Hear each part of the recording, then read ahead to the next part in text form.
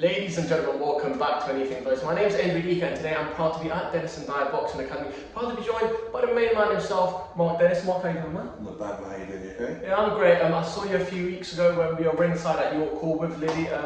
We were at the Goodwin show and now we're here. It's fight week for her. It's been brewing for a long time. Like I said, I saw her media day in April, in March, then I saw her media day for her own one. How proud of you that she's finally here now and it's fight week, so Monday or fight week?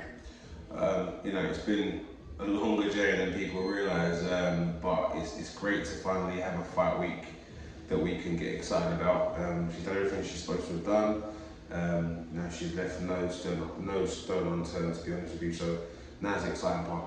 Love to hear that. And just before we go on to her and break down her fight week, talk about you. How did you get into boxing and where did the desire come for you to get into boxing? My brother first started boxing, Simeon. I went to one of these charity fights.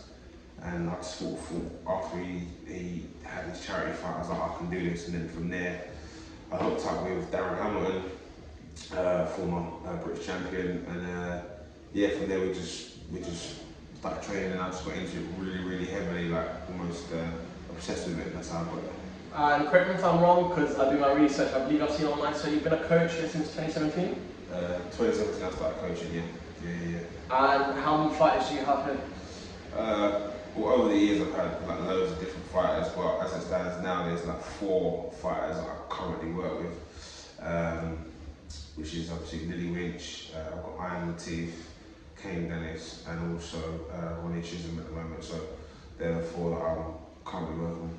And now going on to her, back onto Lillie, so a year since the day when she fights will be a year since her last outing. Do you read into ring rust or do you not read into that? I think ring rust is apparent when you get to a certain level, because you reach a certain level. Lillie is still at the beginning stage of her career, so I think as long as she stays active from now, that shouldn't really shouldn't really have a negative effect on her at all, because she has stayed in the gym and she stayed training and she's been sparring with top quality girls as well, so I don't think that should be an issue for her.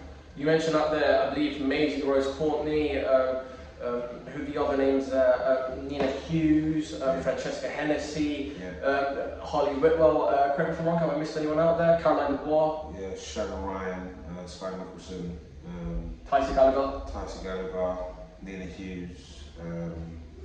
She's been in with the prospects, the world champions, and the ones that are being spoken about, so you've got to be mixing it with these people to sort of give you, conductor and measuring stick. So she's done what she's supposed to have done, and she has very competitive spars. Lauren Parker as well. Oh yeah. Yeah.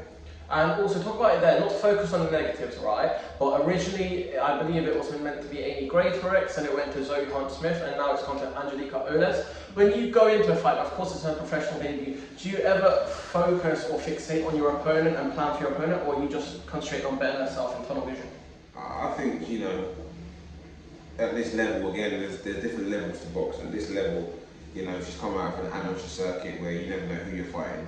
You've got to be prepared for it, be able to adapt. So I think that's sort of stayed the same in her first pro fight. But there's always twists and turns. People pulling out, people not available, people get injured. Part and parcel of the game. She's got to focus on her. We're focused on her, and we let them worry about us. And correct me if I'm wrong. How long have you had in training camp for this fight? Because I believe she said she's been in camp for about 12 weeks, but it's been since Christmas since she's been training. Yeah, I mean, camp's very loose. It's a very loose term. I think people that go into camps are, people at the high end of the elite level of boxing, in my opinion, because you should always be training. You taper up and taper down a little bit, but camps it's a very loosely used word. But she's been training, consistently from after Christmas since January. So yeah, it's been a very long time of consistent training. She's had no time off really. She's had to really work on herself mentally and physically, and she's really pushed through some serious barriers, and we're just glad that it's fight week now. And you mentioned out there, fight week, how did it feel on media day when you were showing the pads and doing the pad work, public workout display, whilst people are doing their shopping and drinking their coffees at Lakeside on a Saturday, she's getting to display her skills? I think it's great. I think, Lillie's a very talented fighter.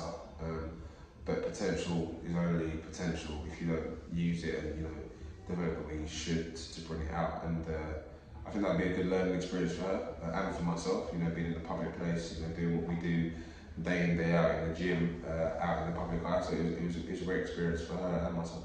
And just to let you go, how proud are you of her being your first ever professional? And it's not only a normal professional, it's not just anyone, not to discredit anyone, but Leon Sudbury doesn't usually give out praise to people, and he's praised her so much, and a superstar in the making, right?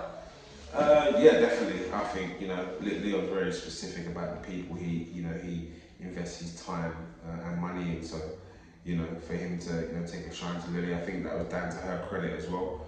You know, he's obviously seen some really intense sparring sessions that Lillie's been involved in. He's obviously heard of other spars, and he's organised some international sparring for Lillie as well. So, you know, obviously that's all come back with good feedback. So he knows he's got a potential superstar in the way, but there's a lot that needs to be done before you be spoken about in that entity. But yeah, she's definitely on the road to that. And this is going to be contested at lightweight. Is the plan to go down to feather, super feather? We're going to see how she feels. I mean, there's no rush. She's still a young chicken in this game, so you know, there's no rush on where she's going to be, what weight she's going to be at. As long as she's fit and she feels good, these guys can keep her active. We'll then, in time, find out where her best weight will be for her. And just to let you go, what's the message to the fans, everyone that's come to support, everyone that's bought the merch, sent lovely messages online, reposted her, and by the way, do you envision a knockout, or do you just want to display her boxing skills and just get them? Just show your skills. If the knockout comes, it comes. We don't, you know, it's her first fight. You know, there's a lot of talk about how hard she hits. You know, she has got a little bit of snap in her shots, but you know, these girls that will be put in front of her, you know, some of them will be there to survive, some of them won't want to get involved once they get clipped. So it's going to be a case of Lillie showing her skills and then developing fight on fight. By the way, do you support a football team? Yeah. Arsenal or Spurs? Neither. United? Yeah. Is it coming home in the summer? No. Okay. Ladies and gentlemen, what Dennis? Cheers, bro.